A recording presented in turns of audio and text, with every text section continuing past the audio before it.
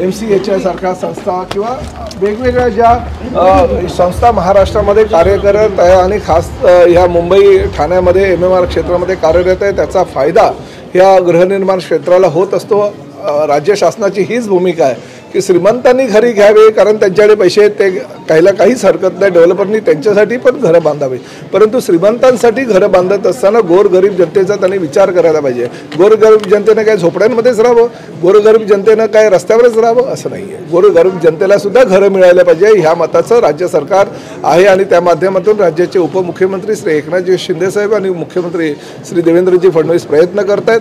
पुढल्या 2 वर्षामध्येच किमान 10 लाख लोकांना घरं मिळतील अशी योजना राज्य शासनाच्या माध्यमातून राबवली जात आहे। MMR क्षेत्रामध्ये ही योजना राबवत असताना झोपड्या कशा कमी होतील, झोपडपट्टी योजना कशी राबवली जाईल यासाठी सुद्धा आम्ही प्रयत्नशील आहोत आणि त्या माध्यमातून MMRDA क्षेत्रामध्ये नेरळको असू द्या किंवा कुठल्याही संस्था असू द्या, UDCPRच्या तरतुदीनुसार काय काय सुविधा अजून त्यांना ॲडिशनल द्यायचं आहे ते आम्ही देण्याचा प्रयत्न करतो आणि इन्फ्रास्ट्रक्चर जास्तीत जास्त जर MMR क्षेत्रामध्ये वाढवलं तर डेव्हलपमेंट वाढत असताना त्याचा फायदा विकासकाला होईल आणि सर्वसामान्य जनतेला होईल याचा विचार करून आम्ही भविष्यातील उपाययोजना करत आहोत। काल धाराशिवमध्ये उद्धव ठाकरेंनी दौरा केला, या ओला दुष्काळ जो झाला त्याची पाहणी केली, कुठेतरी पंचांग बघून शेतकऱ्यांना मदत करणार का असं म्हटलेलं आहे त्यांनी आणि 50,000 मदत करावी असं सुद्धा त्यांनी म्हटलं। बघा, घोषणा करणं किंवा विरोधी पक्षाचे नेते म्हणून जागेवर जाऊन काही मागणी करणं, अहो तुमच्याकडे मुख्यमंत्री पद होतं त्यावेळेस तुम्ही का नाही शेतकऱ्यांना संपूर्ण कर्जमाफी दिली, का नाही शेतकऱ्यांना भरीव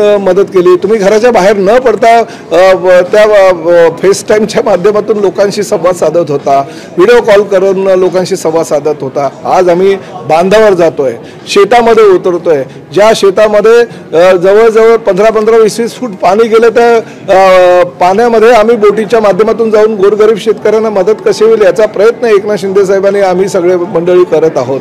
देवेंद्र फडणवीस वेगवेगळ्या ठिकाणी जाऊन मदत करतायत। अशा वेळेस ह्या गोष्टीमध्ये पण राजकारण करत असताना गोरगरीब शेतकऱ्यांना कसा जास्तीत जास्त फायदा होईल आणि तुम्ही गेले काय घेऊन गेले, काही नाही। आता तिकडनं आमचे सगळ्या लोकांचे व्हिडिओ यायला सुरुवात झाले की ते आले, घोषणा केल्या, आम्ही तुमच्या पाठीशी राहू असं सांगितलं, मदत मात्र काही केली नाही। पण मदत कोणी केली तर एकनाथ शिंदे साहेबांनी परवाच्या दिवशी जेव्हा दुष्काळग्रस्त भागाची पाहणी केली, 12,500 लोकांना मदत केलं, मदतीचं साहित्य दिलं आणि फक्त हे तात्काळ मदतीचं साहित्य केलं। भविष्यामध्ये अजूनही काही करायचं असेल तर ती मदत करण्याची भूमिका पालकमंत्री म्हणून प्रताप सरनाईकची राहील आणि एकनाथ शिंदे साहेबांची राहील आणि गरजच पडली तर कोल्हापूरला ज्या पद्धतीनं आम्ही गावं दत्तक घेतली होती तशा पद्धतीनं धाराशिवला सुद्धा गावं दत्तक घेऊन शेतकऱ्यांना वेळेवर कशी मदत देता येईल त्याचा आम्ही प्रयत्न करणार आहोत। आजपर्यंत यांचे फोटो लावून आम्ही कोल्हापूरला जर गेलो आणि कोल्हापूरला लोकांना जर साहित्याचं वाटप केलं ते त्यांना चालत होतं, कारण यांचे मोठे मोठे फोटो होते, यांच्या पोरांचे फोटो होते, जे भोंगा वाजवतात त्यांचे फोटो होते, तेव्हा मात्र स्तुतीसुमनांचा वर्षाव आमच्यावर होत होता।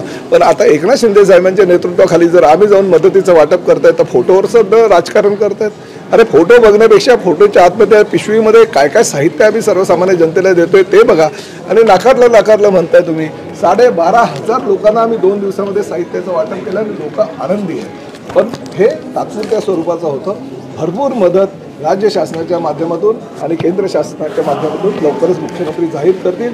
ती मदतही कमी पडली तर एकनाथ शिंदे साहेबांनी प्रताप सरनाईक सक्षम आहे, आमच्या धाराशिवच्या जनतेला जास्तीत जास्त मदत करण्याचा प्रयत्न मी करणार आहे आणि त्याचबरोबर राज्यातील इतर ठिकाणी ज्या ज्या ठिकाणी गरज